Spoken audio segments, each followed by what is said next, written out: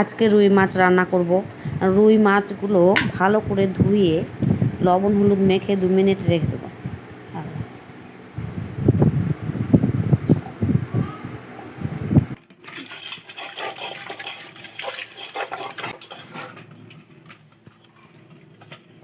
3টে আলু লম্বা করে কেটে নেব।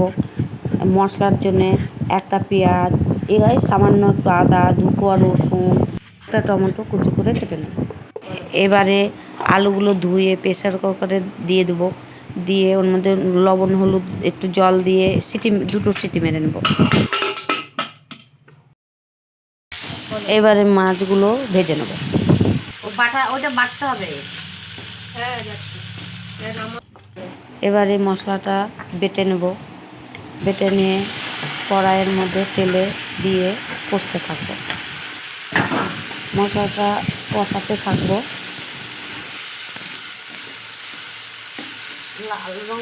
এবারে লবণ একটু দিয়ে দেবো। 2 মিনিট কষবো।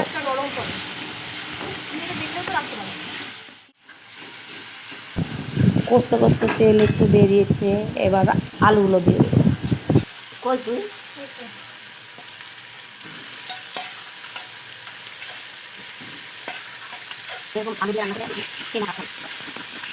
আলুগুলো নাড়াচাড়া করে ওই আলুর যে জলটা ছিল ওটাই দিয়ে দেবো।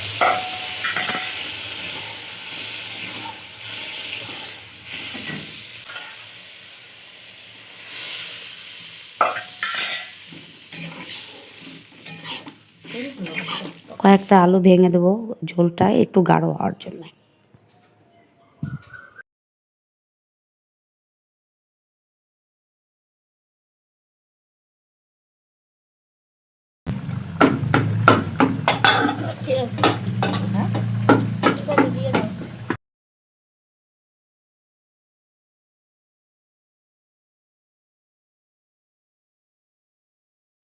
ঝোল 2 মিনিট ফোটার পরে মাছগুলো একটা একটা করে দিয়ে দেবো।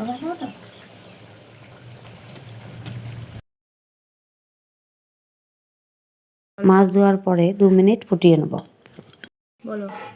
নামানোর আগে একটু ভাজা জিরের গুঁড়ি দেবো আর সামান্য একটু গরম মশলা দিয়ে নামাবো।